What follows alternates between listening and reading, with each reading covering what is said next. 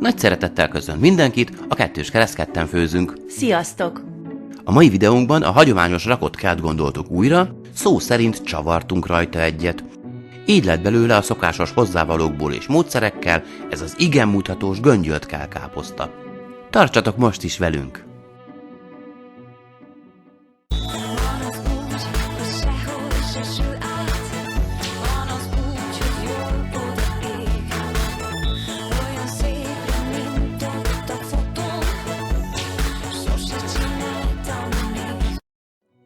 Van egy szép nagy fejkelkáposztánk, ennek csak a nagy leveleit fogjuk felhasználni.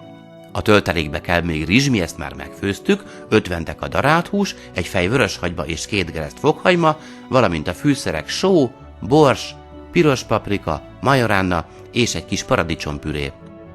A vajra, a prézlire és a tejfölre pedig majd a végén lesz szükség.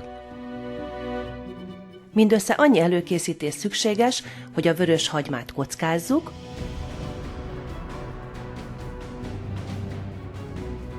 és a fokhagymát is apró darabokra vágjuk.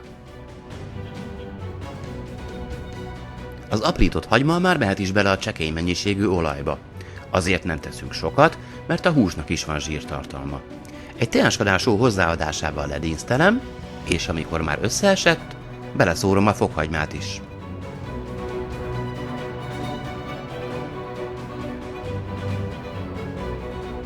A fokhagyma után mehet is rá a darált hús, és egy pár percig együtt pirítom tovább.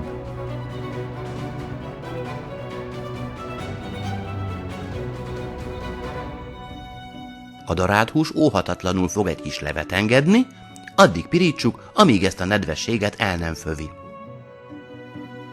Kerül bele egy jó teáskanál só, a borsot kicsit szűkebben mértük, jót fog tenni neki egy teáskanál majoránna, a színezéshez pedig ugyanannyi piros paprika és paradicsompüré. Ezt az egészet aztán jó alaposan összekeverjük.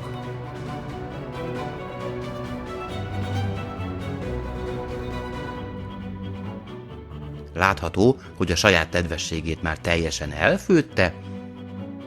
Ilyenkor öntünk hozzá körülbelül 2 deciliter vizet,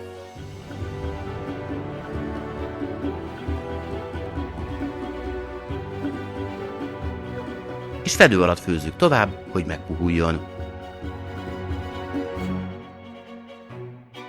Mintegy 20 percet puhult, mint láthatjátok, a vizet szinte teljesen el is főtte, ilyenkor még belekóstolhatunk, hogy megfelelő-e a fűszerezés. Nekünk nem kellett már bele semmi, nézzétek, szépen visszapirult a zsírjára a darált hús, úgyhogy ilyenkor már ki is kapcsolhatjuk alatta a lángot. A főtrist ilyenkor keverjük bele, ez a mennyiség körülbelül 20-22 dekagramm, ha valaki bögrével méri, olyan 3/4. Ez a fűszeres, rizses darált hús egyébként olyan finom, hogy kedvünk lett volna beletorkoskodni, de vissza kellett fogni magunkat, hiszen ez a töltelék fog belekerülni a kelkáposzta levelekbe.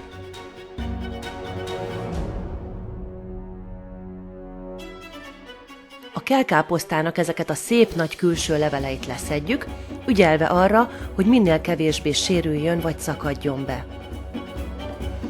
Közben a tűzhelyre oda készített vízünk már gyöngyözik, dobunk bele egy teáskanálnyi sót, és ebbe kerülnek bele a megtisztított kelkáposzta levelek. 12 levelet szedtünk le, elég szép méretesek, úgyhogy egy fakanállal segítünk nekik a helyezkedésben.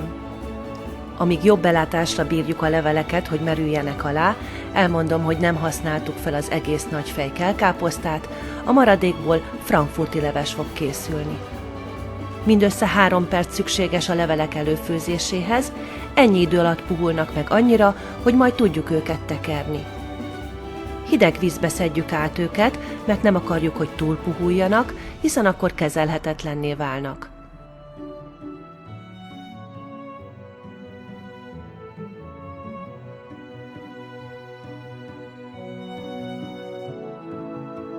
Egy-két perc után, ha már visszahűltek a levelek, alapos lecsepegtetés után szűrőedénybe szedjük őket, majd tiszta konyharuhára terítjük, hogy az is szívja a nedvességet. Most már készíthetjük elő a tepsinket. Néhány kis kockányi vajjal alaposan kikenjük,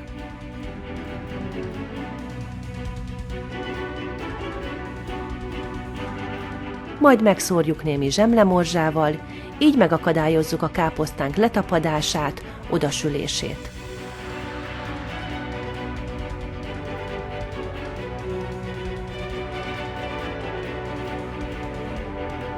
Ezt a középen futó fő vastag kemény eret ki is lehet vágni, de akkor a levél szétnyílna, úgyhogy mi inkább mind a két oldalán késsel elvékonyítjuk.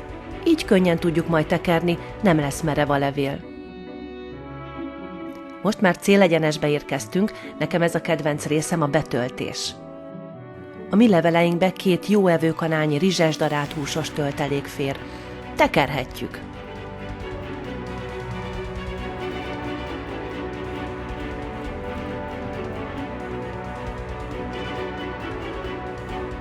A hortobágyi palacsintához hasonlóan mi úgy töltjük, hogy a levelek 2 szélét behajtjuk, és utána göngyöljük.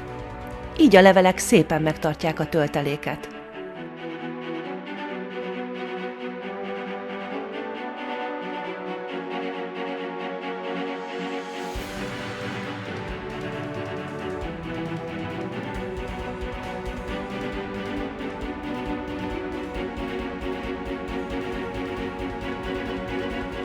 Na itt álljunk meg egy picit, és legeltessük végig rajta a szemünket.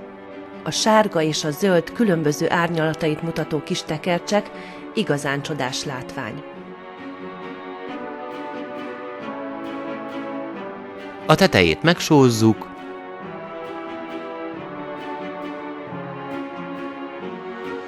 kap egy kis borsot is,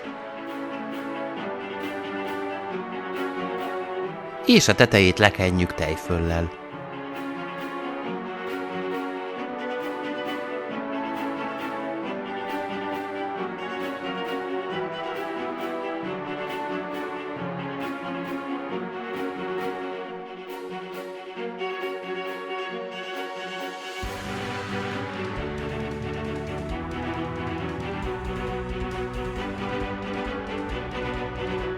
Egy fóliával lefedjük, és már tesszük is be a 190-200 fokra előmelegített sütőbe. Legalább egy 3-4 órát szálljunk a sütésére, és ha kivesszük, egy fogpiszkálóval mindenképpen érdemes ellenőrizni, hogy jól megpuhult-e a káposzta. Amennyiben meg, a maradék tejföllel még átkenjük, és immár fólia nélkül tesszük vissza a sütőbe, annyi időre, hogy egy kis pírt kapjon. A legvégén akár a légkeverést is rátehetjük.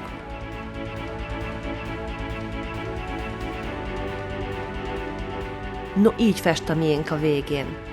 Ízében olyan, mint a hagyományos rakott kelkáposzta, de küllemében talán mutatósabb és könnyebben tálalható. Tálaláskor még egy kis tejföl dukál hozzá. Egyébként ne gondoljátok, hogy ez a 12 duci tekercs olyan nagy mennyiség, sokkal hamarabb el fog fogyni, mint ahogy terveztétek. Az se baj, ha félig már kihűlt. Szívből ajánljuk, hogy próbáljátok ki ezt a göngyölt kelkáposztát, nem fogtok benne csalódni. Ha tetszett a videó, ne habozzatok megnyomni a like gombot, ha pedig a további tartalmainkról sem szeretnétek lemaradni, iratkozzatok fel a csatornánkra. És ne felejtsétek, ketten főzni jó! Sziasztok!